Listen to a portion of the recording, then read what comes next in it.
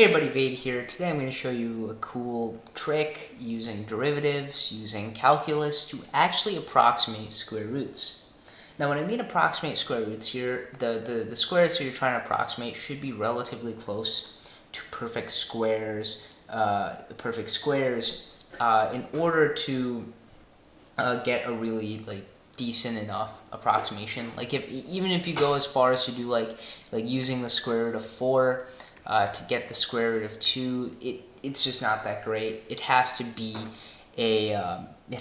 relatively close. Like it will work pretty well. Like if you do something like using the square root of 9 to find the square root of 8, it worked well with me there. So just FYI, right? We want to be relatively close, but that should be no problem really for the most part. So how do we actually do this? How do we use calculus? How do we bring calculus into this whole thing? So I'm going to first just put into Desmos here y equals to the square root of x. Okay, so this is the square root of x. Okay, beautiful. Let's take a second to just acknowledge. Great function. So let's try to find the square root of 8 for this example here. Okay, just because why not? If we wanted even more precision, we could do something like square root of 8.71 and get a really good approximation there. And so you're probably like, why am I going close to these perfect square numbers? Now hopefully you can sort of think about tangent lines and how that works. So for example here, we have the square root of 8, and I want to find like the perfect square, a perfect square that's close to 8, right? Because when we input 8, our output is the square root of 8, okay? And we input 9, our output is the square root of 9, which is 3, okay? So I'm going to use the point 9 comma 3, right? Because 9 comma 3 is on the function square root of x. So now we have y equals the square root of x. I want to find the tangent line at y equals x equals 9. Okay, so we have a point, and now we just need to find the instantaneous rate of change, the slope at x equals 9. So if we do y prime, right, do power whatever it is, you should get 1 over 2 square root of x. So if we plug in 9 here, we get y prime of 9. That just equals to 1 over 2 times 3, right? Because square root of 9 is 3, and that's just 1 over 6. So using point slope form here, this can be x1, this can be y1. We'll have y minus 3 equals 1/6 times x minus 9. And so we actually, here we can just write it as y equals to 3 plus 1/6 times x minus 9. And if we actually put this into Desmos here, okay, we'll have y equals to 3 plus 1 over 6 times x minus 9. And if we actually input it here, I want you to take a look at something here, our outputs.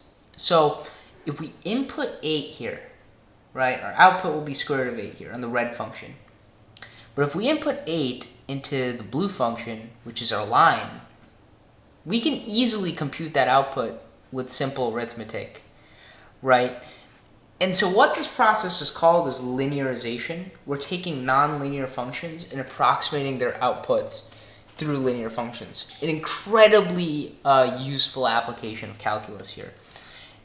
And as you see here, the outputs are so close. Okay, the outputs are so close. Okay, I'm gonna zoom in here. This is at 8 here. The outputs are so close. So square root of 8 here, right, approximately equals to 2.828. And if we want to approximate that without using the square root of a square root function, we'll get square root of 8 approximately equals to 2.833. And so if you're wondering how can we get the 2.833 out of this, like if we didn't have Desmos, and again, our answer will in this case be a fraction. We can then plug in 8 into this line here, and we'll get y equals to 3 plus 1 over 6 times 8 minus 9. So then we'll get 3 plus 1 over 6 times negative 1. So this will be 3 minus 1 over 6, and remember 3 is the same as 18 over 6, so then that minus 1 over 6, and then we'll get 17 over 6. So we can say that the square root of 8 approximately equals to 17 over 6. Now something kind of cool to think about this here is square root of 8, right? 17 over 6 is the same as the square root of 289 over 36, right? Square root of 17 squared over 6 squared. So we can therefore also conclude that 8 can be approximated by 289 over 36, right? So we do 289 over 36 here, we get 8.02777, repeating. So kind of cool to see, like, we could do like a percent error here, and the percent error would be pretty low if you think about it here. So pretty cool, right? We're using calculus, we're using the modern, kind of like modern day mathematics. I know, like, modern calculus was made a long time ago, but still, like, algebra was made even longer of a time ago, so kind of cool. And in my next video, I'm actually gonna go over Newton's method. Newton-Raphson method. Okay, Newton doesn't get all the credit, right? It's like people say Newton created calculus. No, it's also Leibniz. Okay, don't forget Leibniz. He did a lot. Okay, so I mean, Newton had a really good publicist, so can't really blame the people who think that. But Newton's method, and just to a brief intro, I'm gonna talk about Newton's method before we end it off. We can use a given zero here of a function to find other zeros. Okay, now you're probably like, oh wait, can't we just do synthetic or long division and use Descartes' rule of signs and rational roots test just like we do with polynomials? But notice how I ended with polynomials. Okay, what if we're not given polynomials?